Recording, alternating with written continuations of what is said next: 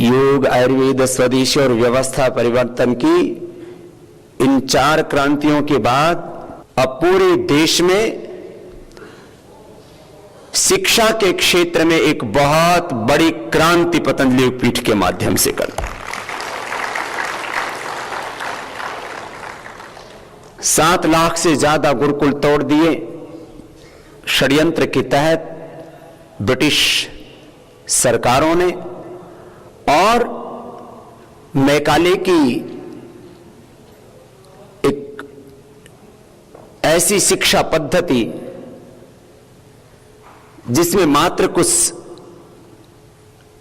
सूचनाएं, इंफॉर्मेशंस, कुछ थोड़ा बहुत तकनीकी प्रबंधकीय ज्ञान दिया गया और हम ऋषि पुत्रों को मात्र बस एक नौकर की तरह हम कैसे 10, 20, 50 हजार, लाख, 2 लाख रुपए कमाएं और उससे कुछ थोड़े संसाधन इकट्ठे हो जाएं और हमारे भीतर की मानवता, हमारे भीतर की संस्कृति, वो हमारे भीतर के संस्कार, माने जिससे मानव मानव बनता है, उसके भीतर के देवत्व को जगाया जाता है, वो शिक्षा और संस्कार का, ऋषि ज्ञान परंपरा का जो पुण्य प्रवाह था वो टूट गया था। अभी भी करीब करीब 100 बोर्ड देश भर में चलते हैं। स्टेट बोर्ड्स हैं, कुछ सेंट्रल बोर्ड हैं, कुछ 1-2 विदेशी पाठ्यक्रम को भी लेकर के और नए बोर्ड बनाए गए। इन सारे बोर्ड्स में भारत और भारतीयता का समावेश नहीं है, चाहे वो स्टेट बोर्ड्स हैं, चाहे वो सीबीएसई का सेंट्रल बोर्ड है। और इसमें ज्यादातर ऑटोनॉमस बोर्ड्स हैं, माने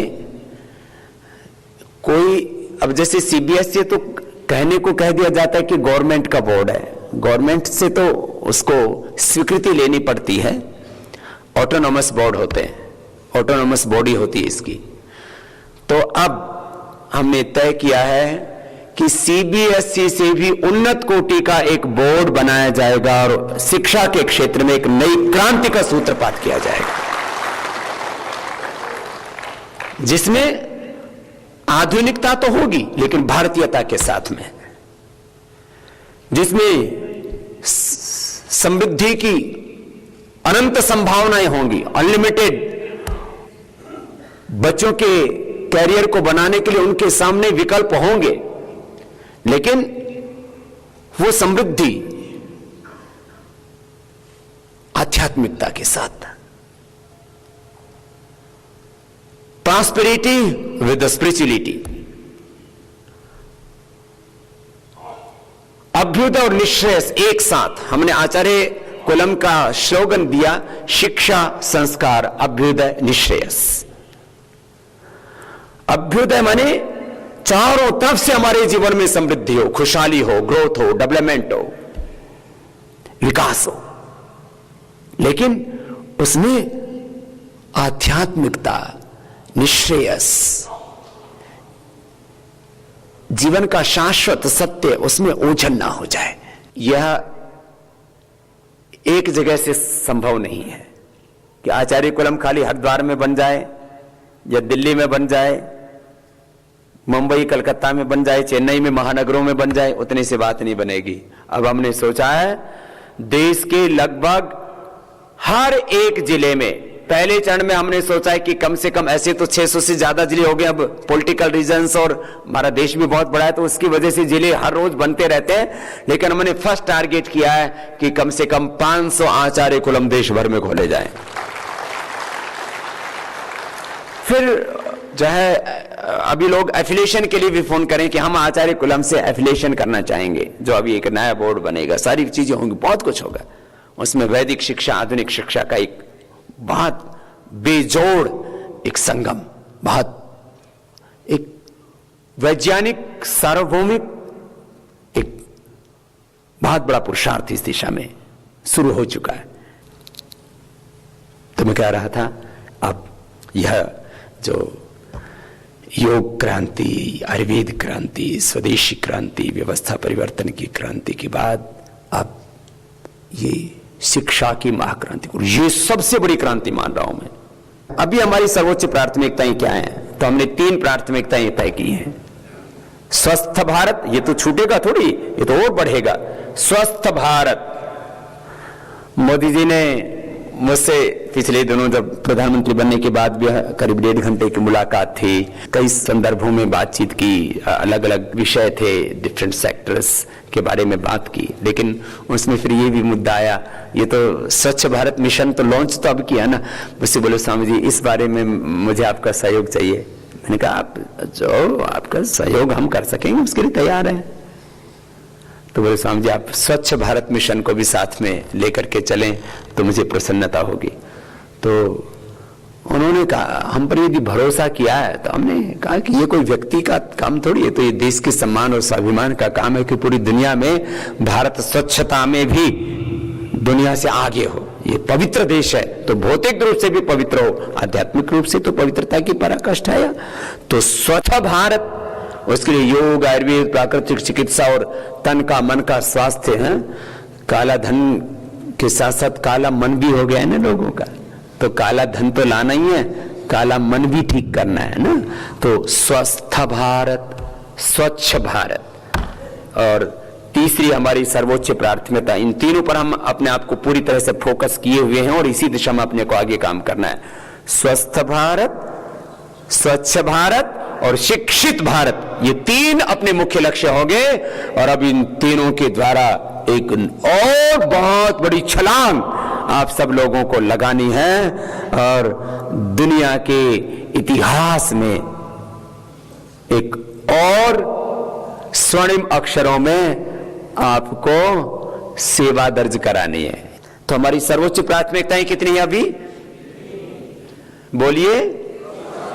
स्वस्थ भारत, दूसरा और तीसरा, 3 बातें तो एकदम से रिकॉर्ड हो जाती है। इससे आगे जो है ना फिर फ्लॉपी में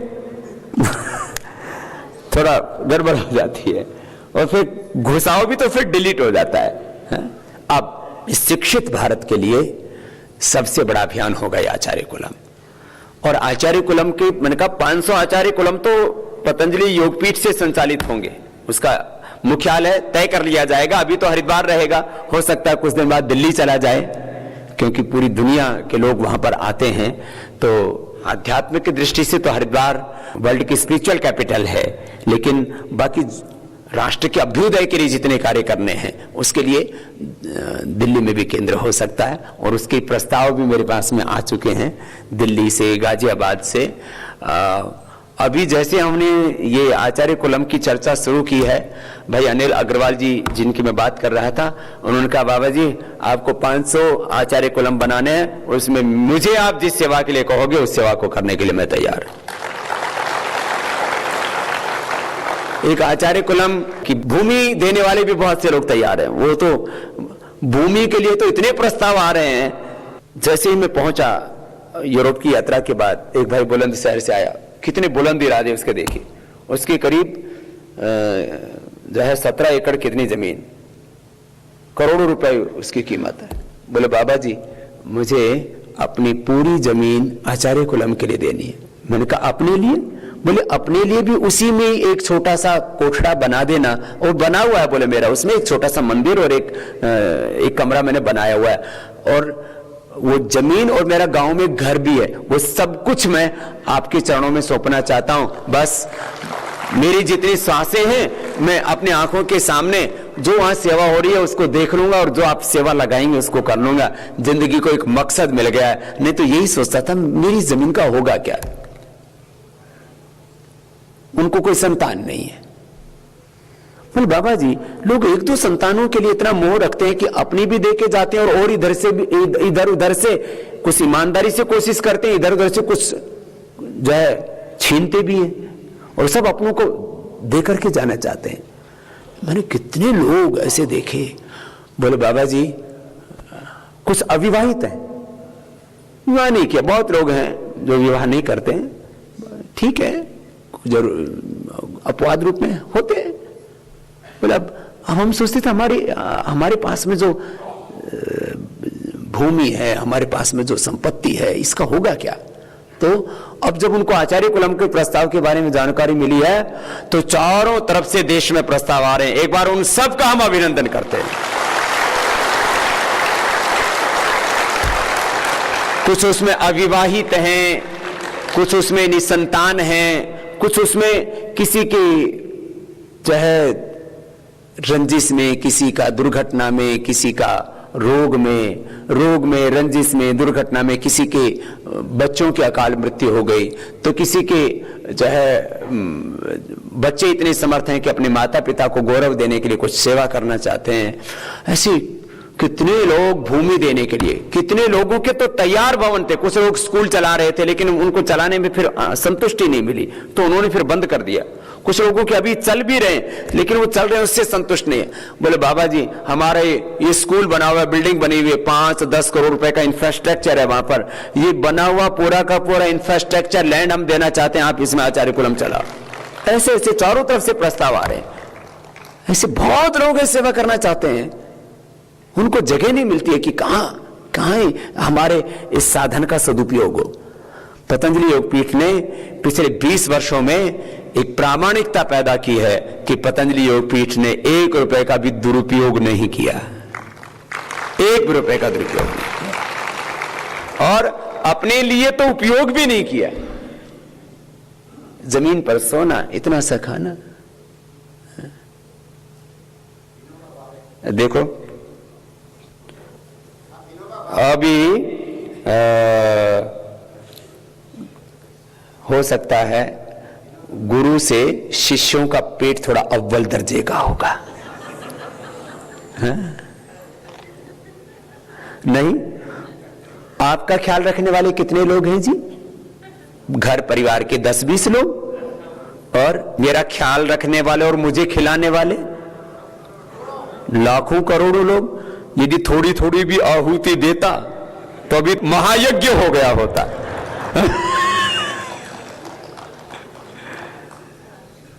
बात एक पेट की नहीं है, मैं एक बात कर रहा हूं कि लोगों के भरोसा, विश्वास कि पतंजलि योगपीठ में हमने जो भी दिया, सब लोगों को गौरव है कि हमारा पैसा इतने पुण्य में लगा है, यह संतुष्टि। तो इसमें भूमि के रूप में सहयोग करने वाले, भवन के रूप में सहयोग करने वाले, वाहन के रूप में, क्योंकि एक आचार्य कुलम में कैपेसिटी करीब 1000 विद्यार्थियों के हम रख रहे हैं। फर्स्ट स्टैंडर्ड से कक्षा 1 से और 5 तक शुरू करेंगे, फिर वही बच्चे ऊपर जाएंगे क्योंकि इसका सिलेबस भी बहुत ही साइंटिफिक, बहुत ही एडवांस होगा, एकदम सब चीजें 100% साइंटिफिक और जो है लेटेस्ट, एकदम एडवांस। और उसमें जो है अभी भी जो आचार्य कुलम चल रहा, पूरे देश और दुनिया के लोग आकर के देखने लगे हैं और सब एक बात कह के जाते हैं, जैसा आचार्य कुलम चल रहा है ऐसा कोई शिक्षा संस्थान देश में नहीं है।